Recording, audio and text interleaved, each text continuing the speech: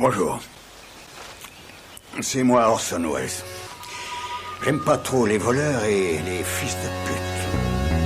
Salut c'est Nos Ciné, votre rendez-vous avec le cinéma qui, comme tout le monde, a embrassé sans trop y réfléchir l'explosion des nouveaux usages numériques et voyant la chose prendre chaque jour un peu plus d'ampleur, se doutait bien qu'on trouverait là un réservoir à fiction pour les créateurs actuels. Aussi on a vu arriver des thrillers, des polars, des comédies romantiques ou des films d'horreur prenant pour base ou pour pilier le web et les réseaux sociaux, comme le fait par exemple Assassination Nation, auquel l'épisode du jour sera consacré grâce à un duo de hackers patentés de la critique, Julien Dupuis, salut Julien.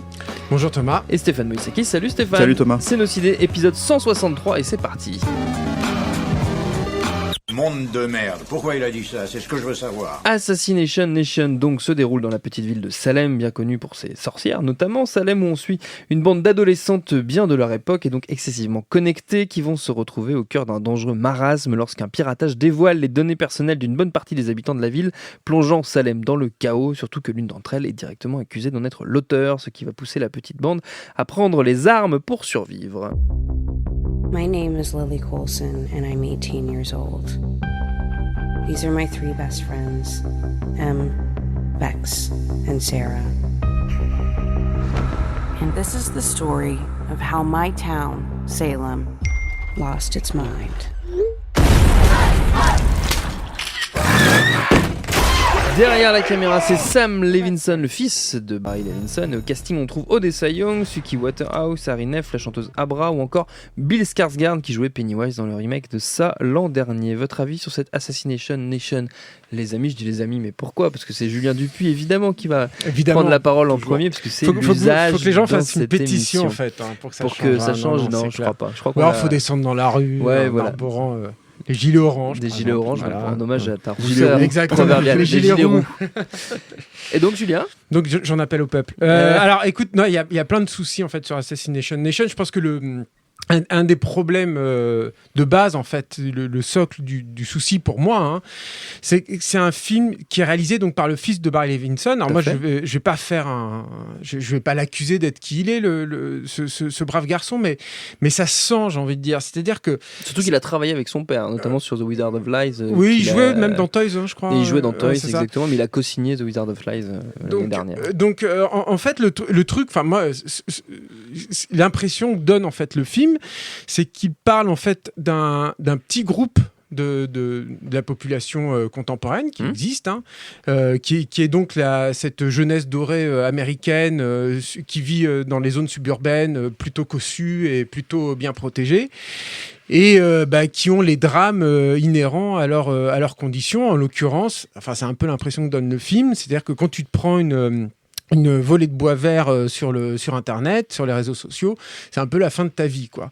Alors, tous les sujets sont bons et tous les points de vue sont bons pour faire un film, il n'y a pas de souci là-dessus. Encore faut-il avoir un tout petit peu de recul par rapport à ce que tu dis, rajouter de la perspective, rajouter de l'angle, du débat, en fait, pour que tout ça, en fait, provoque de la dramaturgie intéressante.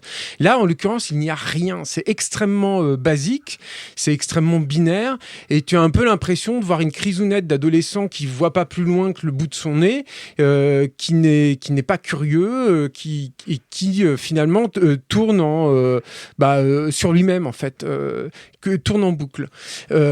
Pour moi, ça, c'est le socle de base. Bon, je ne sais pas comment Stéphane rebondira là-dessus, mais pour moi, ça, c'est le problème, en fait, de base de ce film. Après, il y a plein d'autres soucis dans le film, et il y a notamment un autre truc qui est beaucoup, beaucoup, beaucoup plus accessoire, mais qui, en même temps, moi, me pose problème, et je trouve, et en plus, édifiant, en fait, sur une des dérives d'un certain type de cinéma de genre un peu autorisant aujourd'hui, qui est le rapport au cinéma bis. C'est-à-dire que Assassination Nation, c'est un film qui cite allègrement et de façon très littérale parfois le giallo italien, le cinéma d'exploitation japonais des années 70, toute la série des Femmes Scorpions par exemple. Mais ces références en fait sont dévitalisées en fait. Elles sont tellement coupées en fait de ce qui a pu générer dans la culture de façon organique ces productions-là, de ce qui a pu motiver leur rage et justifier ces envies plastiques, par exemple dans le baroque et tout, que pour moi elles sont totalement dévitalisées. J'ai l'impression en fait de voir une espèce de un peu de best-of YouTube en fait, avec juste les meilleurs moments en fait de tous ces films-là, sans que Sam Levinson ne connaisse, disons, de façon viscérale et ne prenne de façon viscérale en fait ce que ces films-là peuvent représenter. Et là, du coup, je m'écarte en fait de tout le discours en fait du film et de tout son propos, mais il y a pour moi là une vraie problématique au niveau genre en fait et histoire du genre. C'est-à-dire que là, ça fait partie en fait de ces films qui, pour moi, se retrouvent aussi là sur ce point-là dans une impasse. Il y a un petit point positif pour moi à ajouter dans le film quand même, ouais, c'est que mais qui est corollaire en fait de tout ce que je viens de dire, c'est que moi je pense qu'il y a une vraie sincérité dans le film. C'est-à-dire que je pense que ce garçon-là, Sam Levinson, il le vit son film, il a envie de ce film, il a travaillé ce film, et je pense même qu'il a eu des bons choix pour certains postes clés techniques. Et je pense en particulier à un monsieur qui s'appelle Marcel Rêve, qui est un directeur de la photo, et que moi j'avais repéré son travail en fait dans un film qui est sorti l'année dernière qui s'appelle La Lune de Jupiter. Je crois qu'on n'en a pas parlé dans nos cinés et nous aurions dû. Et je trouve que son travail... Il va m'engueuler, c'est clair. Ouais, c'est clair, mais bon, j'ai une reco plus tard. Donc je pourrais développer un petit peu plus sur ce film. Mais non, mais je veux dire, son travail il reste intéressant. C'est-à-dire que c'est un film qui est vraiment photographié, qui prend pas les raccourcis qu'on voit souvent dans le cinéma numérique, notamment dans les scènes de nuit, qui éclaire vraiment plein de pâtés de maison, voilà, il y a quand même des envies de plan, il y a quand même des envies de lumière, il y a quand même des envies esthétiques, il y a un long plan séquence à un moment qui est un peu la signature, la marque de fabrique de Marcel Rêve, il me semble, pour autant que je puisse juger de son œuvre. Et voilà, il y a tout de même ça, quoi, si tu veux, dans le film. Mais bon, pour tout ça au service de finalement un projet qui est totalement vain et qui, par ce manque de recul, est assez irritant, je trouve. Stéphane. Ouais, il faut préciser qu'effectivement c'est un film de genre, c'est-à-dire au sens où tout ce qui se passe dedans c'est connecté à des scènes qu'on a l'habitude de voir dans les films de genre. Le truc, c'est que ce que dit Julien est vrai sur le cinéma d'exploitation en question et le fait que ce soit dévitalisé, parce que c'est vraiment tu comprends en fait que c'est une référence. Nous en fait qui connaissons ces films-là, on comprend que c'est une référence parce qu'il en met deux images à un moment donné dans le film. Sinon en fait, pour moi, parce qu'il met des extraits de musique aussi. Oui, mais le truc, c'est que je l'aurais pas vu. Je l'aurais pas vu parce que en fait, les personnages ne vivent absolument pas ça. Et c'est même pas tant que le spectateur puisse même reconnaître ça. C'est-à-dire qu'en fait, les personnages, c'est des images de plus pour eux. C'est contrairement à, par exemple, pour faire une comparaison, True Romance, tu vois, où c'est la vie. Tout simplement, au moment où tu débarques dans le film, c'est la vie de Christian Slater, c'est sa vie de cinéphile et il en a besoin et il vit que avec ça. Et cette petite nana, elle arrive au milieu et elle chamboule tout, quoi. Donc là, c'est pas ça du tout. Le problème, en fait, c'est qu'après, c'est une formule aussi. C'est aussi ça le problème de ce film, c'est que c'est quand même un peu The Purge. Non, mais c'est The Purge version chronique adolescente, tu vois, en colère, tu vois. Et effectivement, il faut préciser tout ça parce que moi, je pense qu'on va pas mal parler du fond du film. Qui est effectivement assez problématique. Le film commence par si je me souviens bien, parce que c'est un peu un film qui s'oublie aussi au fur et à mesure où t'avances.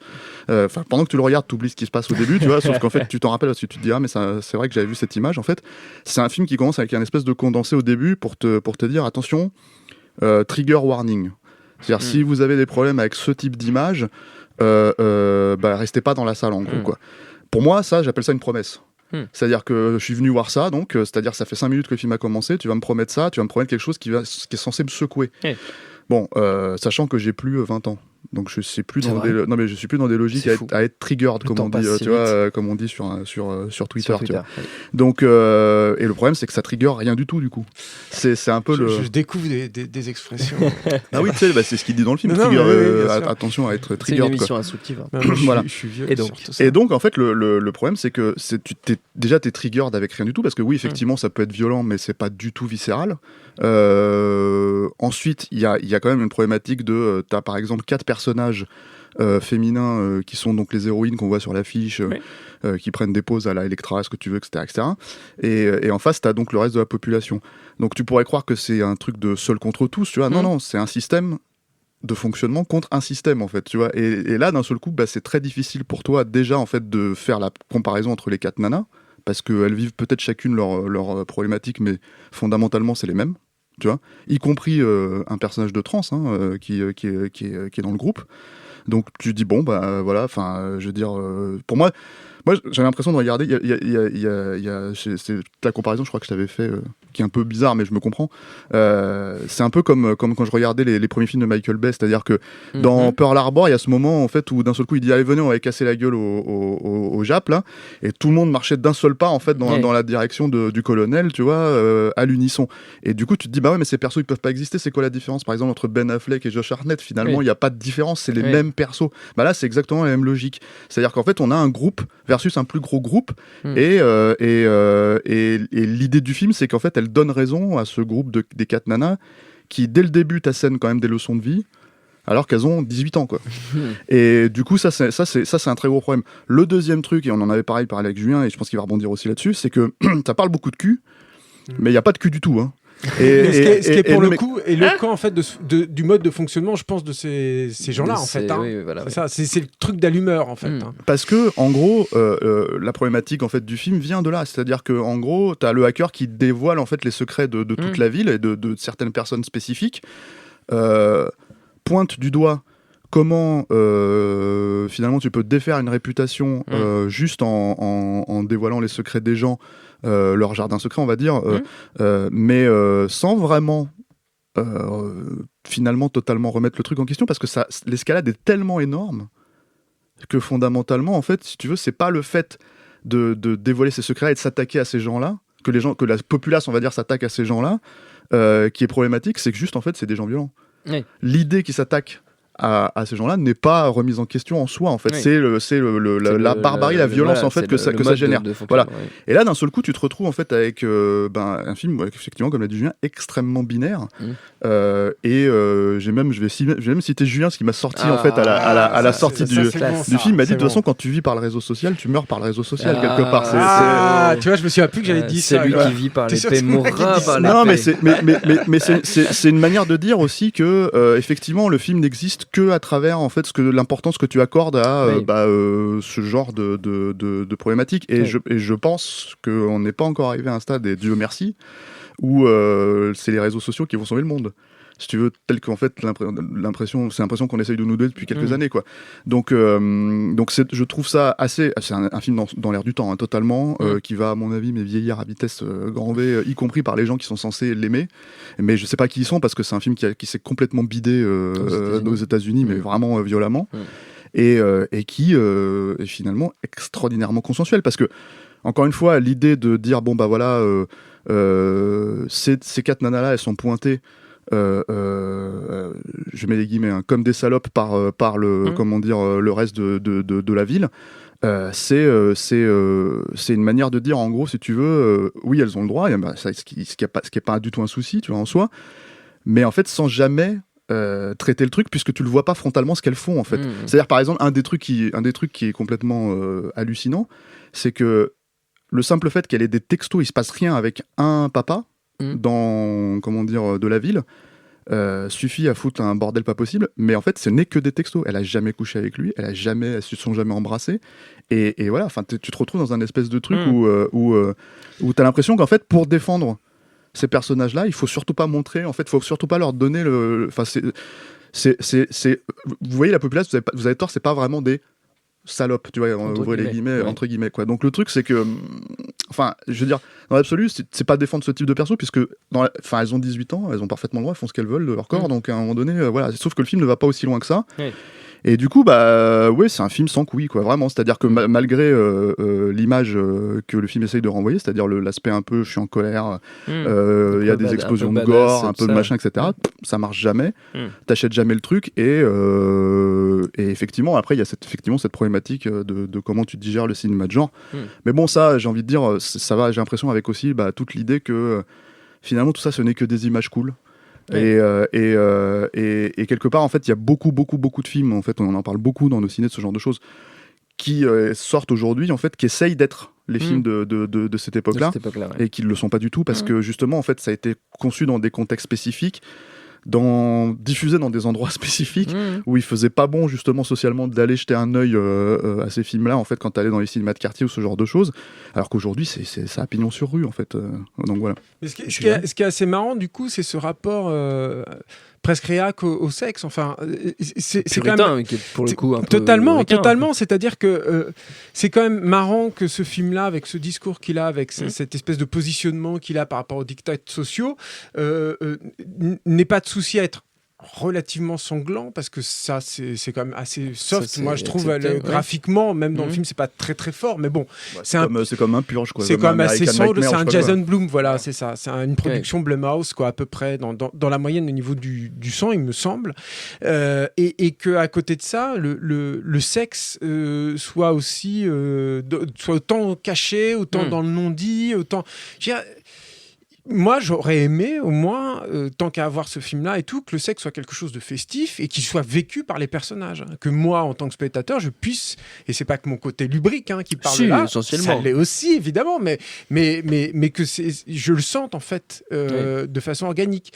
Et là, c'est quand même assez... Ça te met dans une posture un peu bizarre, c'est-à-dire que tu te retrouves avec des personnages qui en parlent tout le temps, qui disent qu'ils mettent du porno un peu grave et tout le temps.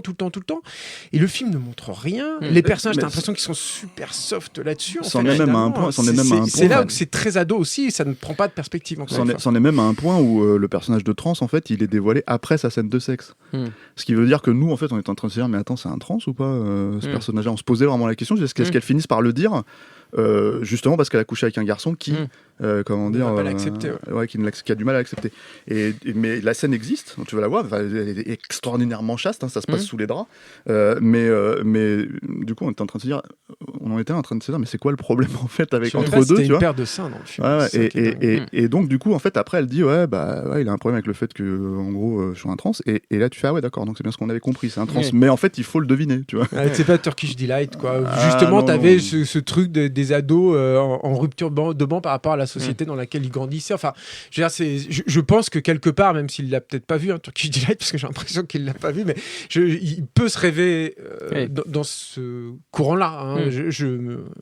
C'est un peu délicat de comparer les deux films. Je sais pas si j'ai totalement raison, mais ce qui était intéressant dans Turkish Delight, c'est que voilà, le cul, il était là, dans Les Valseuses, pour prendre un truc. Il était là, il était vécu par les personnages, et du coup, les spectateurs le vivaient aussi.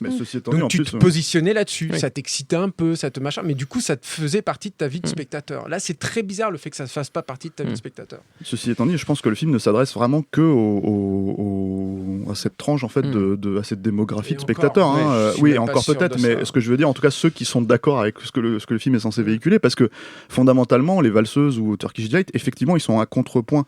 Mais je suis pas sûr, en fait, que dans la société américaine actuelle, ces ados-là soient vraiment à ce point à contrepoint, en fait, surtout dans la logique de paraître, tu vois, puisque j'ai l'impression que c'est un mouvement général et que finalement, et peut-être même encore plus qu'en Europe, les réseaux sociaux, ça dicte certaines lois, quoi. Clairement, la logique de justice sociale, elle existe aux États-Unis, elle a toujours existé, on n'a pas attendu les réseaux sociaux, mais pour le coup, en fait, j'ai vraiment l'impression que cette espèce de rébellion, qui pourrait être salvatrice, en fait, elle est littéralement dans le mode de fonctionnement, dans un mode de fonctionnement existant, en fait, ce qui est jamais remis en question. Donc du coup, c'est extrêmement difficile, encore une fois, de comprendre. Enfin, en tout cas, de donner une espèce de gravité aux événements qui se passent. Parce que oui, fondamentalement, tu vois des gens rentrer chez des gens comme un espèce de home invasion, tu vois, et ils se butent entre eux, etc. Mais c'est tellement déconnecté de la réalité et ça a tellement pas d'ancrage en fait dans ce que que tu peux pas acheter le film en fait. Moi en tout cas moi en tant que spectateur de 42 ans, tu vois, je ne peux pas acheter le film, quoi. Comme le temps passe. Je ne le fais pas, je sais. Non, tu fais une facile 20 ans de moins, Stéphane. Facile. Pour terminer, on va faire quand même comme toujours un petit tour de recommandations de bons films, pour une fois, vu qu'après on a passé 20 minutes à dire que c'était nul, donc on va passer 5 minutes à trouver des choses bien. Pas nécessairement dans le domaine du film de genre ou du film de purge comme c'est devenu à la mode maintenant. Vous savez, vous êtes libre de proposer ce que bon vous semble. Stéphane, il est là. Stéphane. Je pointe Julien du doigt, tu me confonds. Moi, il y a un film ado que j'aime beaucoup, qui est pas très connu en France, mais qui. Je sais ce qu'il va dire. Qui va revenir, qui je pense revient un peu aux États-Unis, c'est culte. C'est avec Christian Slater pour le coup et Winona Ryder. Ça s'appelle Heathers. En français, c'était sorti en salle. Ça s'appelait Fatal Games. Oh. Voilà, très beau titre français par Belle français. traduction. Voilà. Et c'est réalisé par Michael Mann et écrit par Daniel Waters. Daniel Waters qu'on connaît ensuite parce qu'il a écrit notamment Fort Fairlane, Hudson Hawk, enfin écrit et réécrit, Demolition Man et surtout Batman Returns de Tim Burton. Et on lui doit notamment cette approche du personnage de Catwoman qui est assez formidable. Un vrai rebelle. Ouais. Et Heathers, en fait, c'est l'histoire d'un petit groupe d'adolescentes en fait qui font un peu leur loi dans un lycée perdu au fin fond de je sais plus quel bled aux États-Unis. Et l'une d'entre elles essaye vraiment de rentrer dans ce moule social. C'est Winona Ryder et elle tombe en fait sur un rebelle qui est Christian Slater. Et qui en fait va commencer à l'emmener dans une espèce de spirale où ils vont tuer et chercher à tuer en fait tous les connards d'adolescents. Voilà. Et ce qui est assez formidable dans le film, c'est que le rebelle en lui-même est aussi un connard. Donc le personnage de Winona Ryder est vraiment coincé entre deux strates sociales, tu vois, complètement tarées. Et elle, voilà. Et en fait, elle va se révéler à elle-même à travers ça. Et c'est, pour le coup, c'est beaucoup moins graphiquement violent, on va dire, que peut-être Assassination Nation. Mais c'est beaucoup plus radical. Beaucoup plus dingue aussi. En fait, il y a vraiment des scènes assez folles. Ça accuse un peu son âge. Ça a été fait dans les années 80, ça se voit visuellement. Mais pour moi, c'est un vrai film de décrassage. Et alors pour l'anecdote, le truc qui m'a toujours fait marrer et il l'assume. J'en ai parlé avec lui. Quand il a écrit ce qui est un teen movie, il voulait le faire réaliser par Kubrick. Parce qu'il disait en gros Kubrick n'a jamais réalisé de teen movie, donc je vais écrire le teen movie pour Kubrick. Il a fait tous les genres, et il avait envoyé le film à Kubrick, qui apparemment lui a jamais répondu. Ah mince. et en fait, il y avait tout un truc comme ça. Et quand je lui ai dit, mais il y avait beaucoup de, et il m'a dit j'y croyais. Et il l'assume complètement. C'est classe. Voilà. Bon, il avait 20 ans à l'époque, mais voilà. Et très très très grand film. Alors en France, c'est très très mal diffusé. Je crois qu'il n'y a même pas de DVD qui existe. Je crois que c'est un DVD avec que la VF. C'est sorti récemment chez Arrow, une remasterisation 4K en Blu-ray. Donc si vous parlez anglais, sous-titré anglais, vous pouvez vous commander ça. Ça s'appelle Heathers. Christian Slater, Winona Ryder, réalisé par Michael Lehmann, écrit par le génial Daniel Waters. Julien. Moi, j'en ai un peu parlé tout à l'heure. Comme le film est photographié par Marcel Rêve, je vous conseille, comme Thomas Rozek ne fait pas son travail. Thomas Rozek ne peut pas tout faire. je vous conseille donc La Lune de Jupiter, qui était sortie il y a pile un an, je crois, si mes souvenirs sont bons, de Cornel Mandruchko, qui avait déjà fait White God, qui était un film avec des chiens rebelles, une rébellion de chiens comme ça.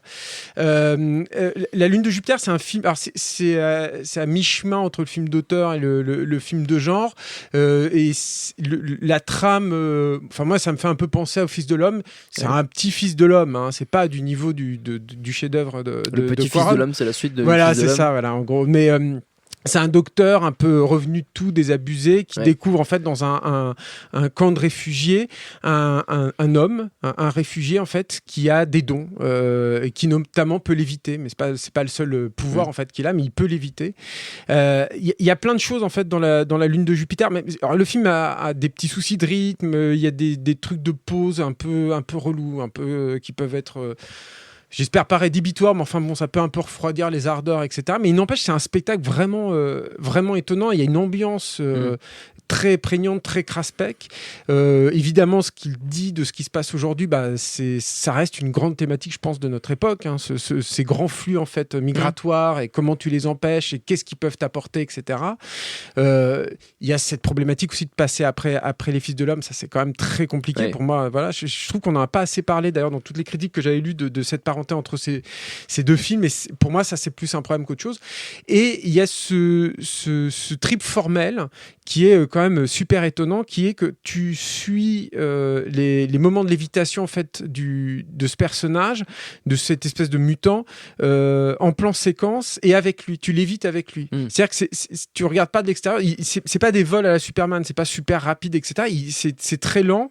Il se met à décoller et la caméra décolle avec lui. Le père se met elle aussi à léviter, à tourner dans tous les sens, etc. Et ça te donne des longues séquences, parfois peu trop long d'ailleurs, même des fois, ce qui est bizarre, hein, parce que moi j'adore les plans séquences, dire qu'un plan séquence est trop long, c'est quand même très bizarre, mais bon, ça donne quand même des séquences qui sont hallucinantes, où tu perds toute notion de l'espace, toute notion de haut, de bas, de droite, de gauche, moi je sais que c'est un vrai trip en fait, alors c'est à voir au cinéma, ça évidemment, hein, télé, je sais pas du tout la même chose, mais c'est, voilà, et puis en plus, t'as un autre truc qui va avec ça, et c'est pour ça que je trouve que venir à la Lune de Jupiter par Marcel Rêve, donc le directeur de la photo, c'est intéressant, c'est qu'il y a ce sentiment de sidération que je retrouve pas si souvent que ça, moi, dans le cinéma aujourd'hui, où il y avait des moments, en fait, quand j'ai vu le film, je me suis dit, mais comment ils ont fait, quoi ? Comment tu peux tourner ça ? Ça nous arrive plus très souvent. Mais ça. oui, ça c'est génial. Et d'ailleurs, les images de tournage, alors je crois qu'elles sont dans le Blu-ray qui était sorti. Je crois qu'il y a un making-of qui me présente ces images de tournage.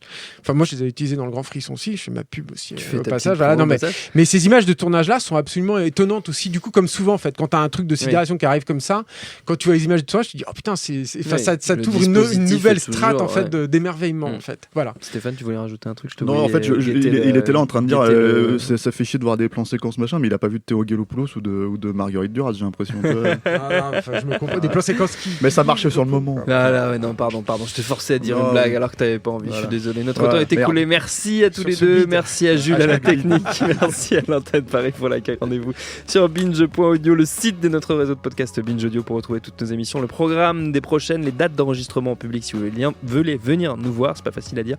Puis en attendant, on vous dit à très vite. Binge.